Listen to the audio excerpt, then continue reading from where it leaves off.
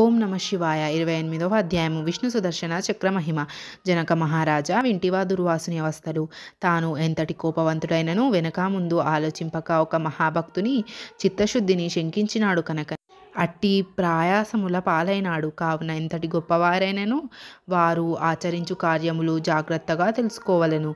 అటులా దుర్వాసుడు శ్రీమన్నారాయణుని కడ సెలవు పొంది తనను వెన్నంటి తరుముచున్న విష్ణు చక్రాన్ని చూచి భయపడుచు తిరిగి మళ్ళీ భూలోకానికి వచ్చి అంబరీషుని కడకేగి, అంబరీష ధర్మపాలక, నా తప్పు క్షమించి నన్ను రక్షింపుము. నీకు నాపై గల అనురాగముతో ద్వాదశీ పారాయణమునకు ఆహ్వానించితివి. కానీ నిన్ను కష్టములు పాలు చేసి వ్రతభంగం చేయించి నీ పుణ్యఫలమును నాశనం చేయ తలపెట్టి తిని, కానీ నా దుర్బుద్ధి నన్నే వెంటాడి నా ప్రాణములు తీయుటకు సిద్ధమైనది. నేను విష్ణు కడకేగి ఆ విష్ణుచక్రం వలన ఆపద నుండి రక్షింపుమని ప్రార్థించి తిని, ఆ పురాణ పురుషుడు నాకు జ్ఞానోదయం చేసి నీ వద్దకు ఎగుమని చెప్పినాడు. కాన నీవే నాకు శరణ్యము. నేను ఎంతటి తపశ్శాలినైనను ఎంత నిష్టగలవాడినైనను నీ నిష్కలంక భక్తి ముందు అవి ఏమీ పని చేయలేదు. నన్ను ఈ విపత్తు నుండి కాపాడు అని అనేక విధాలు ప్రార్థించగా అంబరీషుడు శ్రీమన్నారాయణుని ధ్యానించి, ఓ సుదర్శన చక్రమా, నీకివే నా మనపూర్వక వందనములు. ఈ దుర్వాస మహాముని తెలిసో తెలియకో తొందరపాటుగా ఈ కష్టములు కొని తెచ్చుకొనెను. అయినను ఇతడు బ్రాహ్మణుడు గాన ఇతనిని చంపవలదు.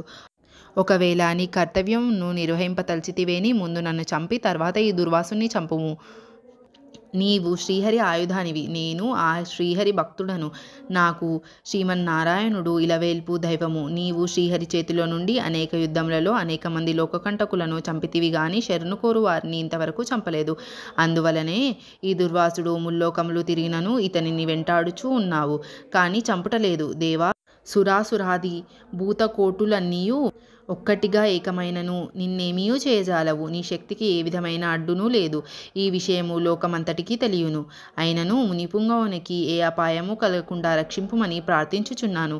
నీ అందు ఆ శ్రీమన్నారాయణుని శక్తి ఇమిడి ఉన్నది. నిన్ను వేడుకొంచున్నాను, శరణు వేడిన ఈ దుర్వాసుని రక్షింపుము అని అనేక విధములుగా స్తుతించుట వలన అతిరౌద్రకారముతో నిప్పులు విష్ణు చక్రాయుధము అంబరీషుని ప్రార్థనలకు శాంతించి, ఓ భక్తాగ్రేశ్వర అంబరీష, నీ భక్తిని పరీక్షించుటకు ఇట్లు చేసి తిని కానీ వేరు కాదు. అత్యంత దుర్మార్గులు మహాపరాక్రమవంతులైన మధుకైటబులను దేవతలందరూ ఏకమైనా కూడా చంపజాలని మూర్ఖులను నేను దునుమాడుట నీవెరింగి ఉందు కదా.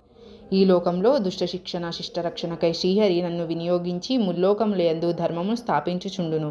ఇది ఎల్లరకు తెలిసిన విషయమే. ముక్కోపియగు దుర్వాసుడు నీపై పగబూని నీ వ్రతమును నశింపజేసి నానా ఇక్కట్లు పెట్టవలెనని కన్నులెర్రజేసి నీ మీద చూపిన రౌద్రమును నేను తిలికించి తిని నిరపరాధి అగు నిన్ను రక్షించి ఈ ముని గర్వమును అంచవలెనని తరుముచున్నాను. ఇతడు కూడా సామాన్యుడుగాడు.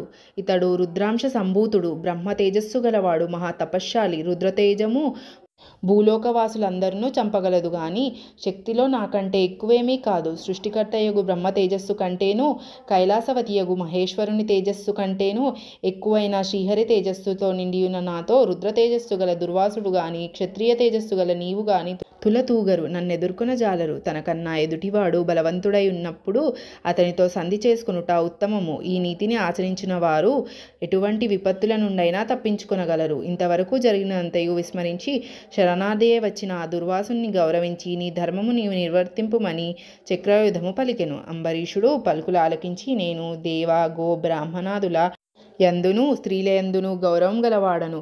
నా రాజ్యంలో సర్వజనులు సుఖముగా ఉండవలెననియు నా అభిలాష. శరణు కోరిన ఈ దుర్వాసుని నన్ను కరుణించి రక్షింపుము. వేల కొలది అగ్నిదేవతలు కోట్ల కొలది సూర్యమండలములు ఏకమైనను నీ శక్తికి తేజస్సుకు సాటిరావు. నీవు అట్టి తేజోరాశివి. మహావిష్ణువు లో నిందితులపై లోకకంటకులపై దేవ గో బ్రాహ్మణ హింసాపరులపై నిన్ను ప్రయోగించి వారిని శిక్షించి తన కుక్షి అందున్న 14 లోకములను కంటికి రెప్పలవలే కాపాడుచున్నాడు. కానా నీకివే నా మనఃపూర్వక నమస్కారములు అని పలికి చక్రాయుధము పాదాలపై పడెను.